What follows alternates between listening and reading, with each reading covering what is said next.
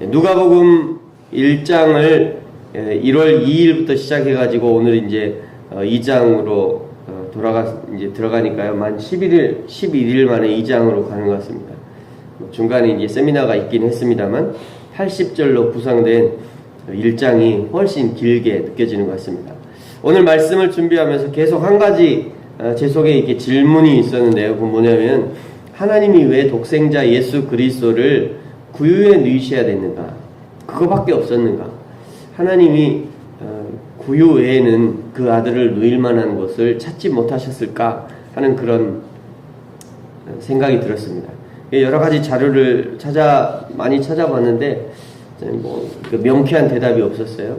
어떤 사람은 세상에서 가장 낮은 곳이 구유이기 때문에 스스로 낮아지신 예수님이 구유를 탄생지로 선택하셨다는 그런 주장을 합니다만 저에게는 그렇게 쉽게 납득은 되지 않았습니다. 그리고 이스라엘이나 이집트를 가보면요, 지금도 마찬가지입니다만 묘지에서 사는 가족들이 많이 있습니다.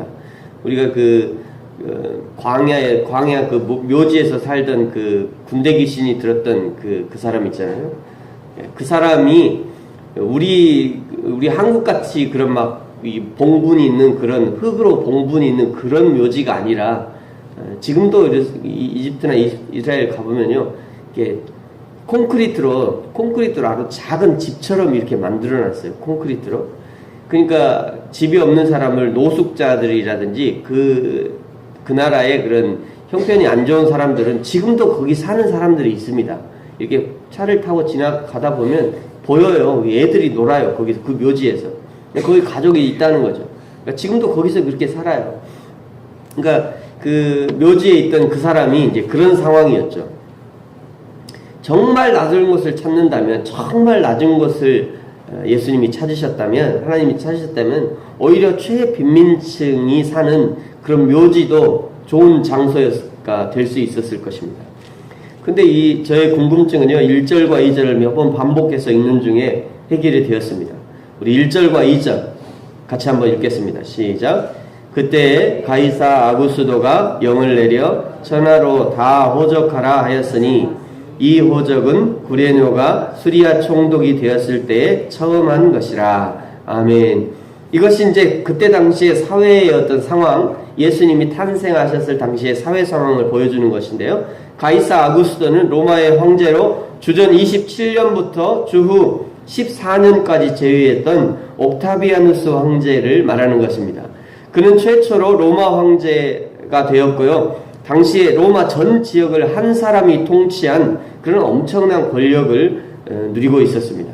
그럼 그가 천하로 호적을 하라고 명을 내렸죠. 호적을 하라는 것은 새롭게 주민등록증을 정리하기 위해서 통치에 대한 계획도 세우는 그런 목적이 있지만 가장 중요한 목적은 세금을 거두는 것이었습니다. 바로 이 세금 때문에 예수님은 구유에서 태어나셔야 했습니다. 가이사 아구스도는 혹독하게 세금을 거둔 것이죠. 세금이 높아지면 가장 힘든 사람들은 최빈민 하층 종들입니다. 왜냐하면 당시의 지주들은 세금이 높아지면 그만큼 너희들이나 종들을 부려서 더 많이 거두게 하고요, 더 일을 시켜서 세금을 낸 만큼 채우려고 하기 때문에 결국 힘든 것은 최하층의 빈민들이었다는 것이죠. 3절부터 7절까지 베들레헴에 호적하러 올라간 요셉과 마리아가 여관을 찾지 못했는데, 물론 이것은 출산을 통해서 피를 흘리면 부정하게 된다는, 여인의 피를 부정하게 생각하는 그런 율법적인 해석도 있지만, 당시 상황을 짐작해보면요, 조금이라도 단 한 사람이라도 더 방에 투숙시키기 위해서, 조금이라도 웃돈을 얹어주는 사람을 투숙하기 위해서 방이 없다고 이렇게 얘기한 것이죠. 배가 그냥 남산만한 여자가 앉아있는 것보다, 누워있는 것보다 거기에 한 사람이 더 들어가면 두 사람이 되는 거잖아요. 그것 때문에 없다고 한 거죠. 돈 더 벌기 위해서 말이죠. 한마디로 모든 여관의 주인들이 주머니를 채우기 위해서 만삭된 여인도 마다하는 냉정한 사회가 되어버린 것을 보여주는 것입니다. 여러분, 지금 우리는 어떻습니까? 경제의 논리에 밀려서 정작 돌아보고 보호해야 할 사람들을 돌아보지 못하고 오히려 벼랑 끝으로 몰아넣는 일들이 많이 일어나고 있지는 않습니까? 공부해야 할 학생들은 등록금을 마련하기 위해서요, 수업 시간도 빼고 아르바이트를 해야 하는 그런 상황이 되어 있고요. 말씀과 기도에 전념해야 된 목회자들이 살기 위해서 아르바이트를 해야 하는 그런 안타까운 현실이 지금 우리의 현실이 아닌가 생각해 봅니다. 그런 상황인데도 정부는 그런 목회자들에게 세금을 거두겠다고 그렇게 얘기하고 있고요. 뭐 아르바이트 학생들에게 세금을 뺏는 것은 어제 오늘 일이 아니죠.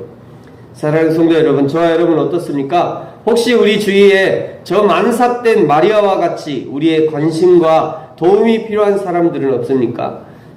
경제 논리에 밀려서 나라의 보호를 받지 못하고 관심의 사각지대에 놓인 사람들은 혹시 보지 못하였습니까? 저와 여러분이 우리의 이웃들에게도 관심을 갖고 빵과 복음을 전달할 뿐 아니라 이 나라가 경제 논리가 아니라 사랑의 논리로 백성들을 살피는 나라가 되어지기를 소망합니다. 오늘 8절부터 보시면요.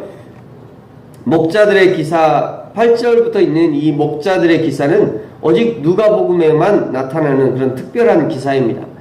다른 모든 복음서를 처음에 1장을 시작하면서 다른 모든 복음서를 다 살펴보고 난 다음에 자세히 살핀 후에 누가는 자신도 예수님에 관한 그런 기록을 써서 데오빌로 각하에게 보내려고 하면서 여러 가지 자료와 그리고 기사들을 찾아서 쓸 준비를 하는 중에 다른 모든 복음서에는 기록되어 있지 않지만 예수님 탄생 당시에 그 근처에서 양을 치던 목자들이 가장 먼저 예수님 탄생의 소식을 듣고 경배했다는 것을 알게 되었고요. 8절부터 그 이야기를 쓰고 있는 것입니다.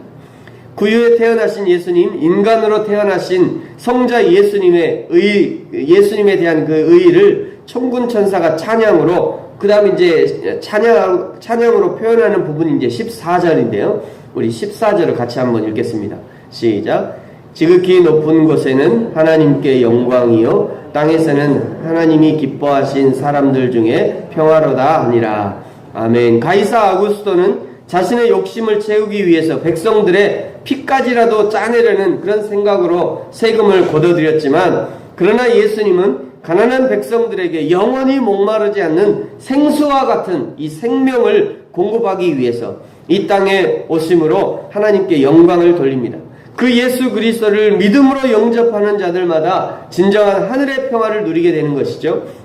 이 천사의 찬송을 들은 목자들이 빨리 예루살렘으로 가서 아기께 경배하자고 스스로 격려하면서 베들레헴 그 마국간으로 찾아간 것입니다. 그 밤에 마국간에서 목자들의 방문을 받은 요셉과 마리아가 놀랐을 거예요. 방 하나도 내어주지 않는 냉정하고 차가운 도시인 줄 알았는데 조금은 실망하고 있었는데, 그 두 사람에게 전혀 예상하지 못했던 목자의 방문은 천사의 수태고지와 그리고 하나님의 뜻을 이해하는 좋은 기회가 되었음이 틀림없습니다. 여러분 19절을 보시면요, 마리아가 이 모든 말을 마음에 새기어 생각했다라고 기록하고 있죠. 마리아가 이 모든 말을 마음에 새기어 생각했다. 목자들의 말과 처음 수태고지하였던 천사의 말들을 새겨들었을 것입니다.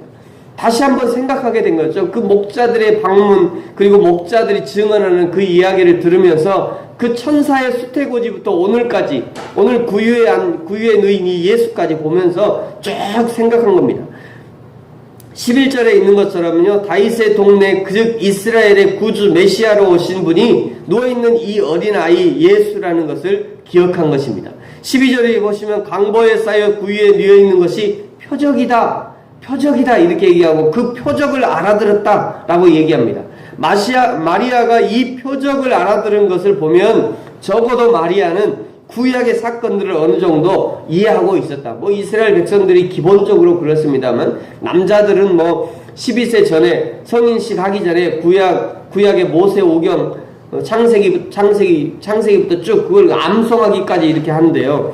이 여자임에도 불구하고 마리아가 구약을 어느 정도 이해하고 있었다는 것은 마리아도 그만큼 교육이 되었다는 것을 또 나타내는 거죠.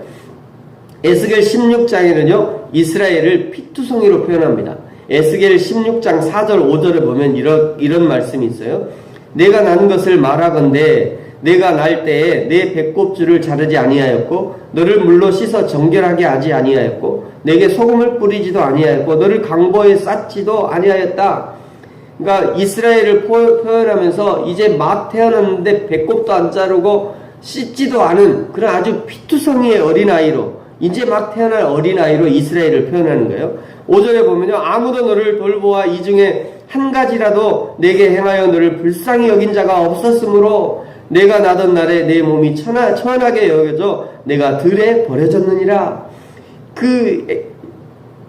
마리아가 구유에 놓인 그 어린 아이를 보면서 지금 이 에스겔 16장의 이야기를 생각하는 거예요. 이 에스겔 16장의 이 표적으로 예수님이 지금 태어나서 구유에 누워 있다는 것을 마리아가 생각하고 있는 것입니다.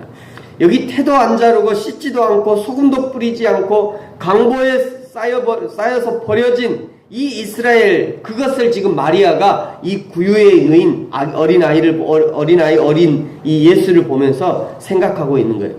사랑하는 성도 여러분, 저와 여러분이 우리 인생을 향하신 하나님의 뜻을 깨달아 알게 되기를 축복합니다. 하나님이 저와 여러분을 왜 그 교회에 보내셔서 섬기게 하셨는지, 하나님이 왜 그 목회자와 그 성도들을 만나게 하셨는지, 하나님이 왜 헌신의 마음을 주셔서 기도하게 하셨는지, 하나님이 왜 우리 부르신 교회를 여기 세우고 여기 있게 하셨는지, 이 모든 것에 하나님의 뜻이 있다는 것이에요. 마리아는 구유에 누인 그 어린아이를 보면서 구약 성경부터 쭉 흘러오셨던 그 하나님의 뜻을 깨달아 안 것처럼 저와 여러분도 마찬가지로 맞죠? 우리에게 있는 그 상황과 현실과 또 교회와 성도들을 보면서 나를 오늘 이 교회와 이 성도들을 섬기게 하신 그 하나님의 뜻을 깨달아 아는 저와 여러분이 되었으면 좋겠습니다. 그것을 알아차리는 것이 곧 행복한 신앙생활이고요, 진정한 신앙생활의 첫 걸음이 되어지는 것입니다. 날마다 하나님 아버지의 마음을 깨달아 알아서 예수님처럼 사람을 살리고 교회를 살리고 또 하나님의 뜻을 행함으로 하나님께 영광을 돌리는 저와 여러분이 되어지기를 예수님의 이름으로 축복합니다. 기도하겠습니다.